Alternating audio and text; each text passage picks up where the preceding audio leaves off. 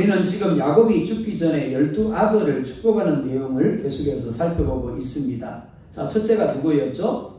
루벤이었습니다. 그죠? 둘째, 그 다음에는요, 시몬과 레위가 있었죠. 그리고 그 다음에는요, 유다가 있었습니다. 그죠? 그리고 오늘 스불론과 이사갈이 나오고 있습니다. 자, 계속해서 야곱이 유언을 하고 있습니다. 그런데 야곱의 유언이 아니라 하나님의 말씀입니다.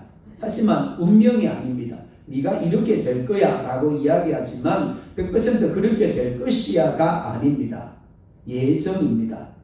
그래서 분량대로 축복하였더라 라고 말씀을 합니다. 이 과정에 하나님이 간섭하십니다. 그리고 간섭하심에 어떻게 반응하느냐에 따라 그 분량의 축복이 달라진다는 이야기를 우리 가운데 이야기하고 있는 겁니다. 우리의 오늘은 과거 우리가 심었던 씨앗의 분량의 축복입니다. 그리고 오늘 우리가 심는 씨앗은 또 내일과 미래의 분량의 축복으로 나타나게 될 겁니다. 그리고 이 과정에서 하나님이 우리에게 좋은 것을 주시고 누리게 하시기 위하여 감동하십니다. 그리고 역사하십니다. 그리고 이러한 하나님의 섭리하심에 우리가 어떻게 반응하느냐에 따라 또 내일과 미래에 그만큼 분량의 축복을 누리게 되어지는 겁니다. 로벨은 장자로 태어났지만 장자가 되지 못할 것이다 라고 예언을 했습니다. 어떻게 보면 억울할 수 있습니다. 탁월하지 못할 것이다 라고 이야기를 합니다. 저주처럼 보이죠. 하지만 장자가 되지 못하고 탁월하지 못함으로 말미암아 그는 더 이상 물의 끓음같이 되지 않게 되었습니다. 교만하지 않게 되었죠. 그리고 망하지 않게 되었습니다. 그러니까 그게 복이 되어진 거죠. 시몬과 레위는 저주를 받을 것이다 라고 했습니다. 하지만 시몬은 유다의 그늘 아래 거하고 레위는 성전을 돌보며 제사하는 일을 하고 12지파 가운데 흩어져 그들을 섬기는 삶을 삶으로 저주를 면하게 되었습니다. 오히려 그것이 복이 되어졌죠. 하나님 앞에 더 가까이 머물고 하나님의 은혜를 누리게 되어졌습니다.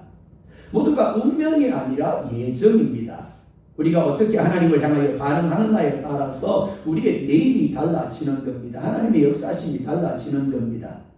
계속해서 나머지 아들들에 대한 분량들의 축복을 살펴보려고 합니다. 오늘은 스불론과 이사갈 차례입니다. 먼저 13절 볼까요? 시작. 스불론은 해변에 거주하리니 그곳은 배 매는 해변이라 그의 경계가 시돈까지 이르로다. 스불론이라는 이름은 높고 고귀하다는 의미입니다. 하지만 스불론에 대한 야곱의 예언은 지극히 평범합니다. 그냥 한 줄 뿐이에요. 나머지 아들들이 두 줄 혹은 세 줄이었던 것에 비교해서 스불론은 참 짧습니다. 그렇죠? 이렇게 이야기합니다. 해변에 거주할 것이다. 뱀에는 해변이라 경계가 시돈까지다. 끝. 넘치는 축복을 이야기하는 것도 아니고 또한 저주도 아닙니다. 이게 무슨 말인가 싶은 것이 사실입니다. 스불론은 특별한 것이 없습니다. 그렇게 뛰어나지도 않습니다. 그래서 성경에 기록된 내용도 별로 없습니다. 무엇보다 나중에 분배받은 땅이 해변에 거주할 것이라고 하였지만 해변이 아니었습니다. 스불론 지파가 차지한 땅은 서북쪽으로는 지중해 해변을 걸치고 있는 아셀 지파가 있었습니다. 지중해 해변이 있고 그 다음에 아셀 지파가 있었어요. 그리고 서남쪽으로는 므낫세 지파의 반이 자리하고 있었습니다. 그리고 동쪽으로는 납달리 지파가 있었고 그 너머에 갈릴리 호수가 있었습니다. 그리고 동남쪽으로는 이사갈 지파가 있었습니다. 해변이 아니라 다른 지파에서 사방이 둘러싸인 내륙이었습니다. 그것도 넓은 땅도 아닙니다. 그러니까 야곱의 예언이 잘못된 것처럼 보이는 것이 사실입니다. 신명기 33장 18절 19절에서 모세가 이렇게 스불론과 이사갈에 대하여 예언을 합니다. 같이 볼까요? 시작. 스불론에 대하여는 일러스되 스불론이여 너는 밖으로 나감을 기뻐하라. 이사갈이여 너는 장막이 있음을 즐거워하라. 그들이 백성들을 불러 산에 이르게 하고 거기에서 어른 제사를 드릴 것이며 바다의 풍부한 것과 모래에 감추어진 보배를 흡수하리로다. 스불론에 대하여 뭐라고 이야기합니까? 어떻게 한다고요? 스불론이여 너는 그쵸 밖으로 나감을 기뻐하라 라고 이야기를 합니다. 또요 이렇게 말씀합니다. 바다의 풍부한 것과 모래에 감추어진 보배를 흡수할 것이다. 모세의 예언은 야곱의 예언을 좀 더 구체화하고 있습니다. 단순히 해변에 거주하게 될 거야. 배 매는 항구가 될 거야. 그의 경계가 시돈까지가 될 것이다 라고 이야기했던 것을 좀 더 구체적으로 이야기하고 있습니다. 너는 밖으로 나가게 될 거야. 너는 바다의 풍부한 것과 모래에 감춰진 보배를 흡수하게 될 거야 라고 이야기를 합니다. 앞에서 이야기한 것처럼 스불론은 해변에 거주할 것이라고 했지만 해변이 아니라 내륙에 거주했습니다. 하지만 이들은 해변에 거주하는 사람처럼 삽니다. 내륙인데 마치 해변에 거주하는 사람처럼 씁니다. 배를 매는, 내륙이니까 배를 맬 수가 없죠. 근데 배를 매는 해변이 됩니다. 즉 주어진 운명에 순응하며 산 것이 아니라 운명을 깨고 하나님의 축복을 쟁취한 사람들입니다. 어떻게 그럴 수 있었을까요? 첫째, 그들은 물질적으로 복을 누렸습니다. 지리적으로 그들은 갇힌 상황이라고 했습니다. 사변에 다른 지파들이 둘러싸고 있습니다. 내륙입니다. 그러니까 단순히 농사하거나 목축을 하거나 해서 평범하게 살 수밖에 없는 운명입니다. 하지만 그들은 그렇게 하지 않았다라는 겁니다. 우리의 상황이 이렇기 때문에, 우리 환경이 이렇기 때문에 우리는 이렇게 살 수밖에 없어. 그렇게 살지 않았다라는 겁니다. 갇힌 것을 갇힌 것으로 보지 않고 중심지로 보았습니다. 자, 사방에 다른 지파들이 이렇게 둘러싸고 있는 겁니다. 그러니까 보통의 눈으로 보면 어떻습니까? 답답해, 갇혀있네, 우리는 아무것도 못하겠네, 이렇게 생각할 수 있습니다. 근데 다른 관점으로 보면 어떻더라고요? 우리가 중심지네 라고 생각하게 되어지는 겁니다. 지중해에 있는 시돈과 투로를 이용해서 어느 지파로든지 진출할 수 있는 무역 중심지의 역할을 했습니다. 내륙에 있는데 무역 중심지의 역할을 했습니다. 그로 인해서 주어진 지경을 뛰어넘어 영향력이 시돈에까지 이르렀습니다. 그래서 그 지경이 시돈까지로다 라고 말씀하고 있는 겁니다. 이 말씀을 준비하면서 지도란 다 찾아봤어요. 아니, 경계선이 분명히 시돈까지라고 그랬는데 아무리 지도를 찾아봐도 시돈까지가 아닌 거예요. 그냥 내륙인 겁니다. 끊어져 있어요. 도대체 무슨 말인가?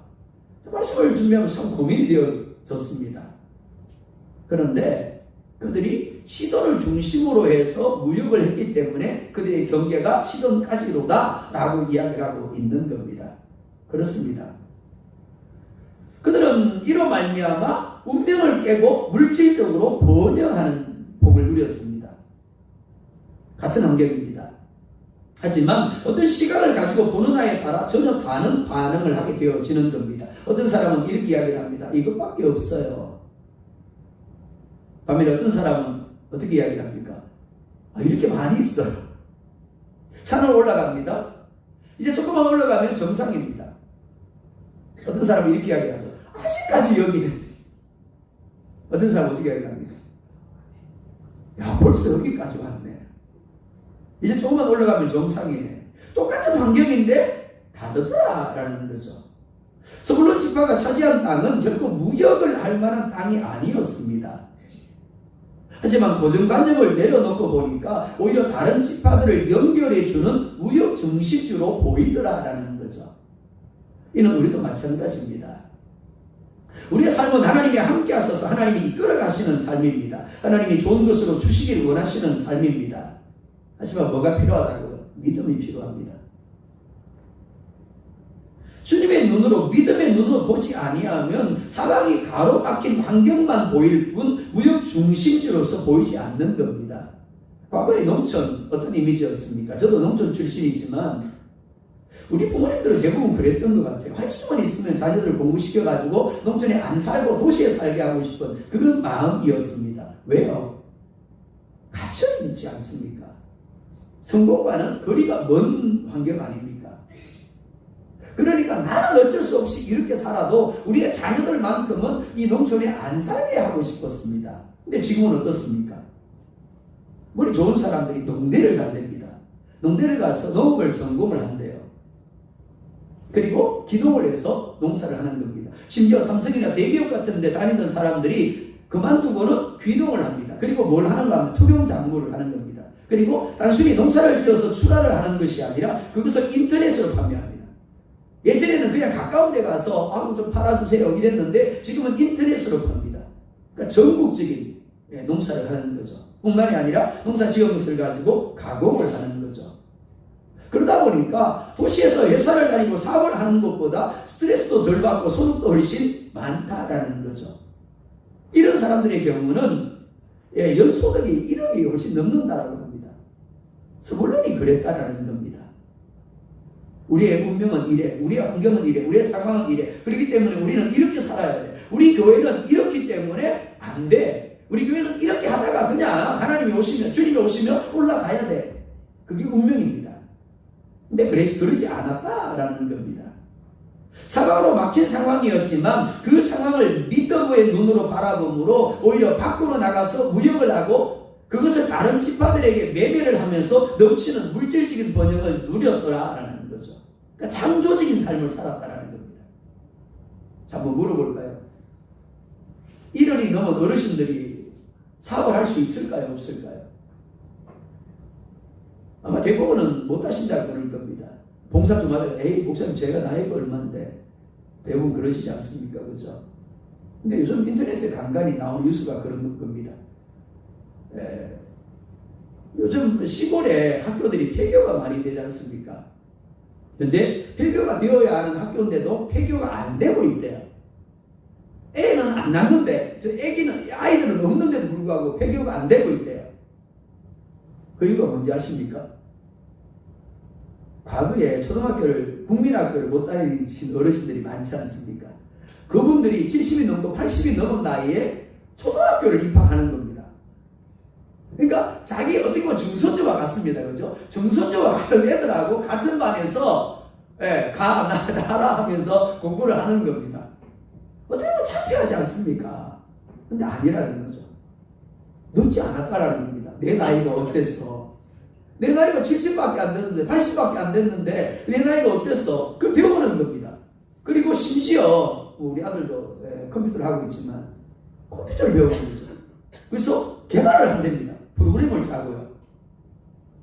그런 이야기를 들으면서 이야 싶었습니다. 어떻게 70이 되고 80이 된 어르신들이 저렇게 할까? 그게 뭐라고요? 서불론이라는 겁니다. 내 나이가 이렇기 때문에, 내 상황이 이렇기 때문에, 내 환경이기 때문에 아니요. 여러분들 얼마든지 하나님이 함께하고 있기 때문에 가능성을 가지고 있는 분들입니다. 그렇기 때문에 도전하시기 바랍니다. 창조적인 삶을 사시기 바랍니다.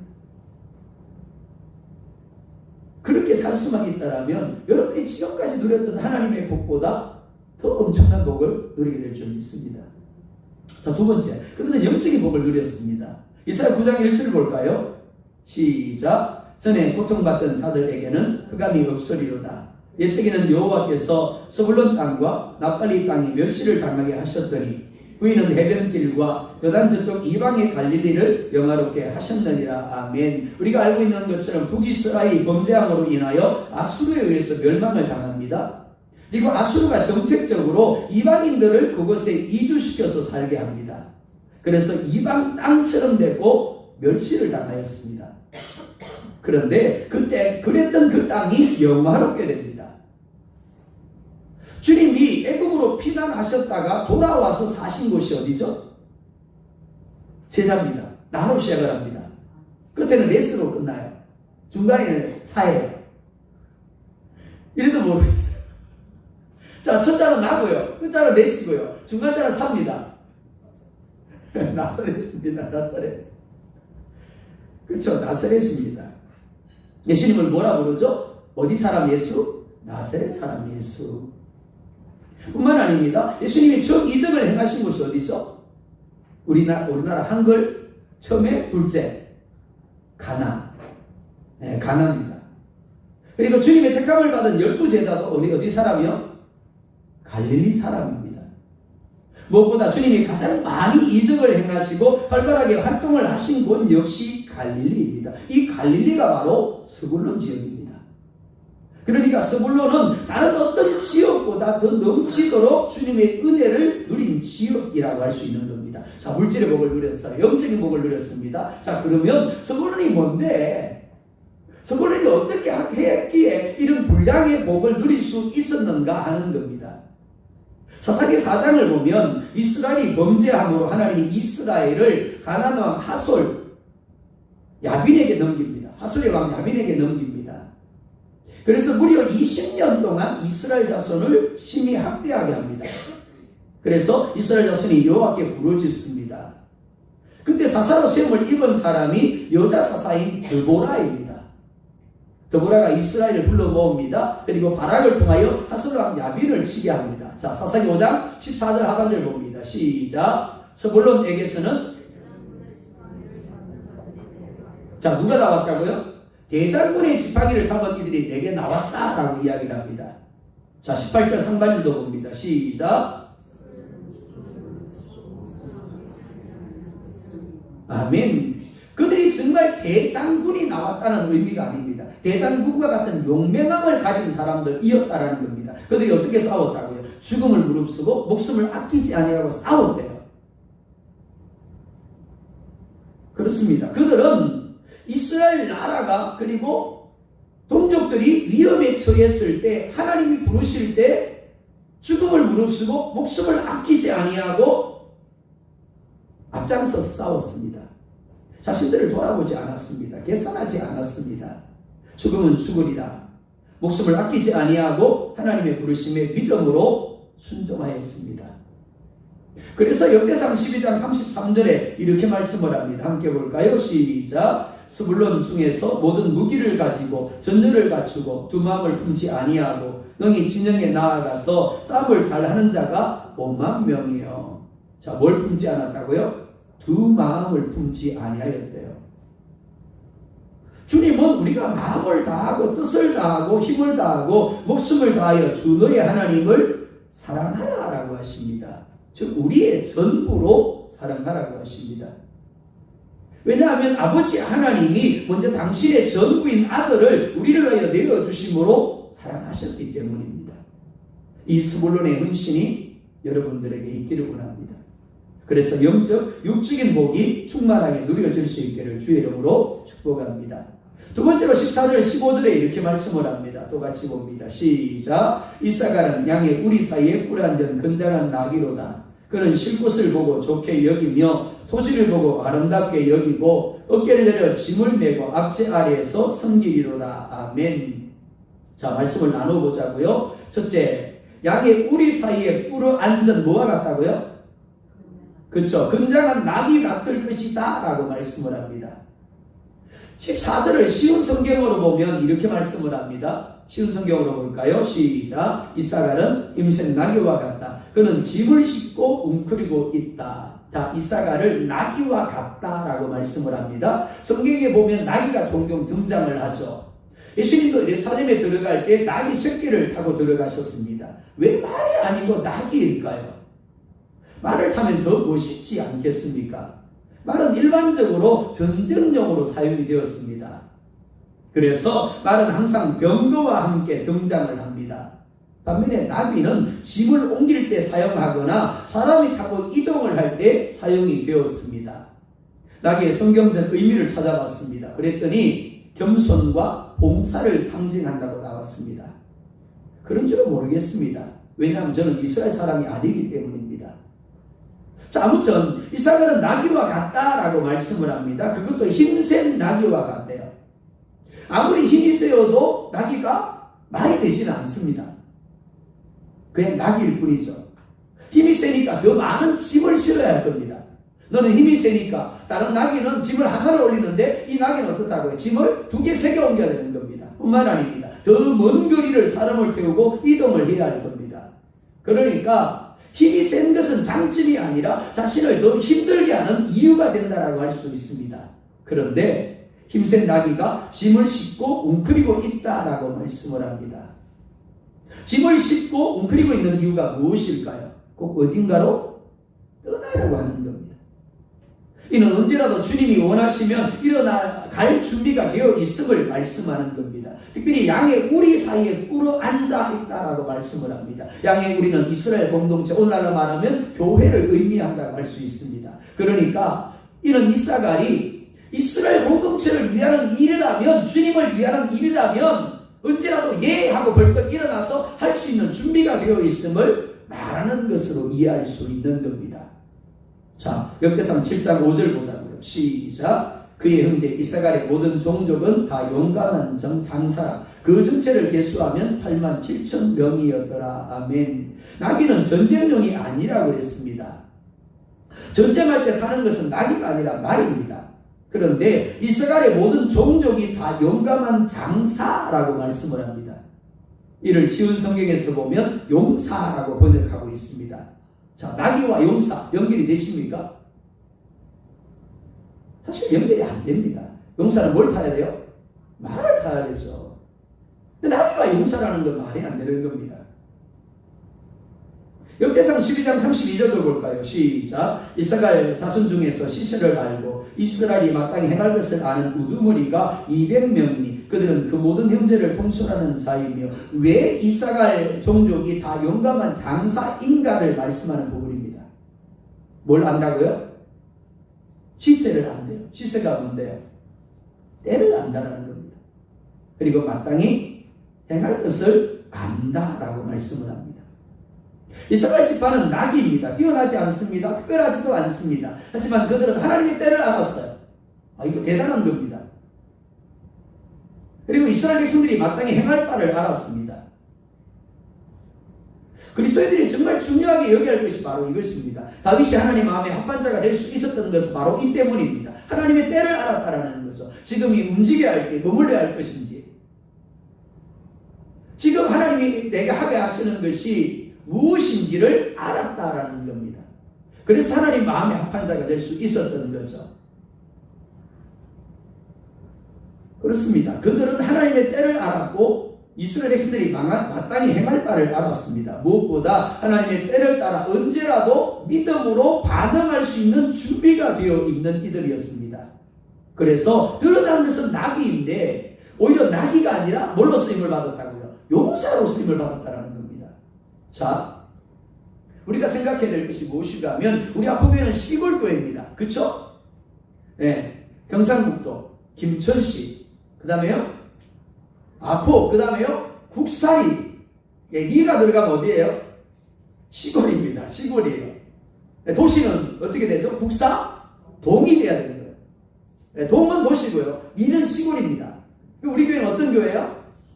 네, 시골교회예요. 네, 낙입니다. 낙이.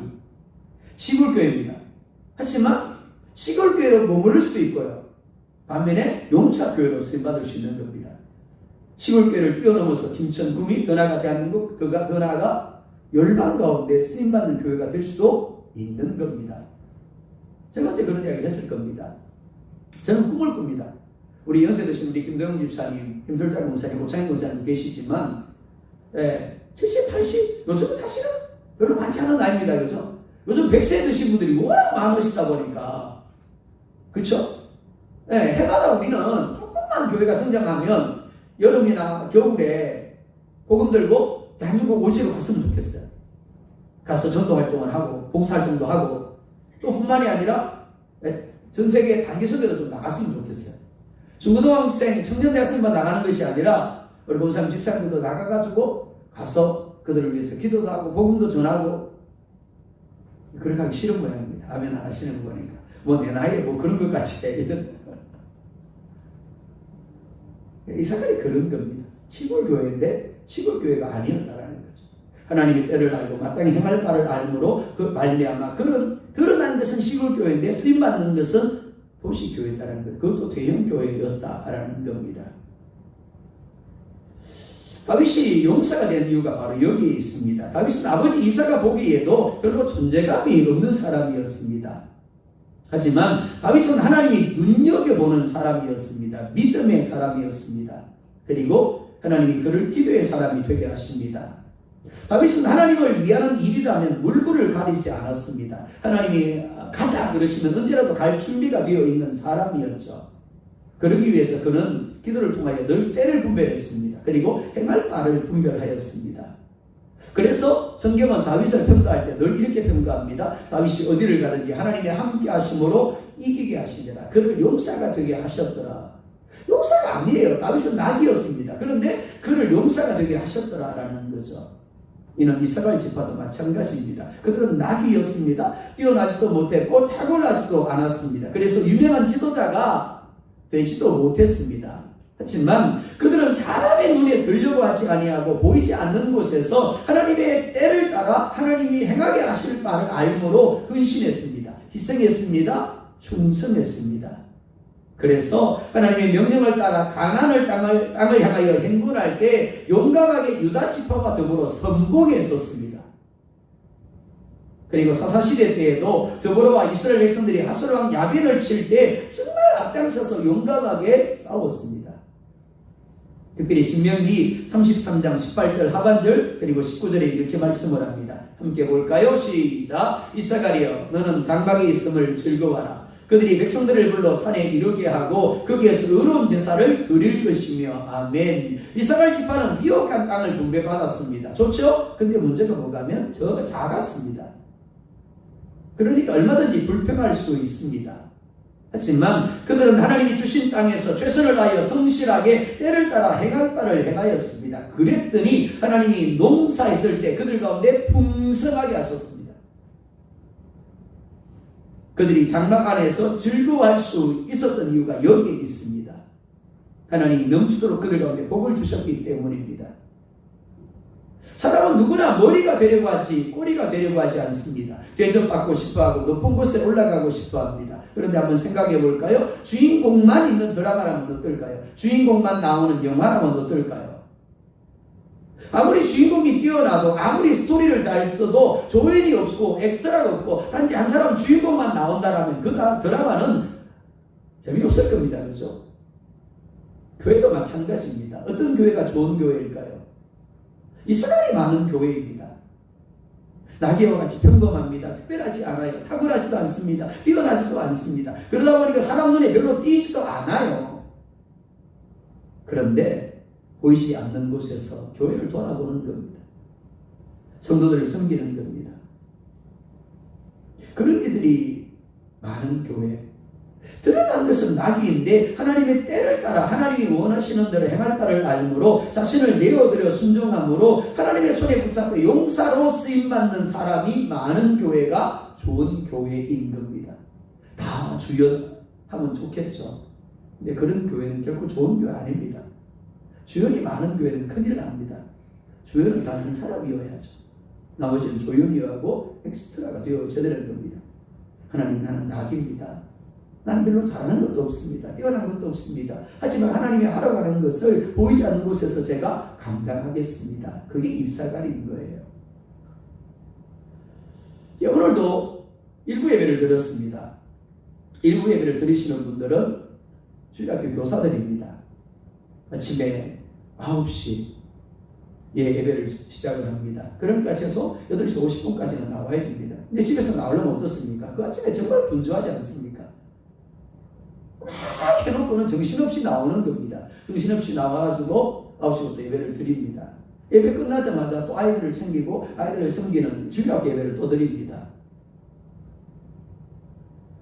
뿐만이 아니죠. 토요일과 주일 성도들에게 맛있는 음식을 대접하기 위하여 점심을 준비하는 분들이 계십니다. 어떤 때는 혼자 준비를 하세요. 예, 집에서 준비를 해가지고 끙끙 들고 가시는 모습 보면 때로 참 안타까울 때도 있습니다. 그런 분들을 누가 알아주나요? 예, 점심을 먹고 아유 고생하고 집사님 잘 먹었습니다. 오늘 너무너무 맛있습니다. 그럼 기분 좋은데 먹다가 오늘 되게 짠 것 같아요. 오늘 밥이 그런 것 같아요. 오늘 뭐가 그런 것 같아요. 한마디만 들어도 어떻습니까? 나는 알아주지도 않고 누가 뭐 인정해주지도 않는데도 그렇게 고생하면서 칼질하고 손목이 제일 그럴 정도로 그렇게 수고했는데 시험이 들죠, 그죠? 근데 사실은 누가 알아주기를 기대하지 않습니다, 그죠?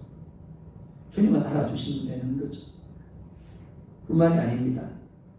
토요일 와서 곳곳에 청소기를 돌리고 걸레를 닦으며 깨끗하게 일을 하는 분들이 있습니다. 뿐만 아닙니다. 식사를 하고 난 후에 설거지를 하고 또 차량 운행을 하고 또 목회자를 위해서 성도들을 위해서 기도하며 섬기는 이들이 있습니다. 그들이 누구라고요? 이사가입니다. 나귀와 같지만 별로 특별해 보이지도 않고 뭐 열심히 대단하게 하는 것 같지도 않지만 그러나 숨겨진 자리에서 사람들이 알아주지 않아도 주님만 바라보고 주님의 때를 따라 주님이 하게 하시는 것을 하는 이들, 그게 이사가입니다.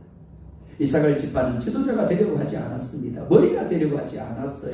드러나지 않는다고 인정받지 못한다고도 불평하지 않았습니다. 오직 주어진 것에 감사하고 최선을 다하며 하나님의 때를 따라 행할 바를 알고로 행한 것뿐입니다. 그랬더니 어떻게 했다고요? 누구보다 앞장서서 공동체를 위하여 희생하며 섬길 때 무엇보다 다른 집과 다른 사람들을 격려하며 함께 예배하고 하나님께 순종하는데 앞장섰더니 하나님이 그들의 장막에 그들의 농사에 복을 주심으로 그들을 용사로 부터 세워주셨다라고 말씀하고 있는 겁니다. 바라기는 여러분이 이런 이사갈이 되고 우리 교회가 그런 이사갈이 많은 교회가 될 수 있기를 주의 이름으로 축복합니다.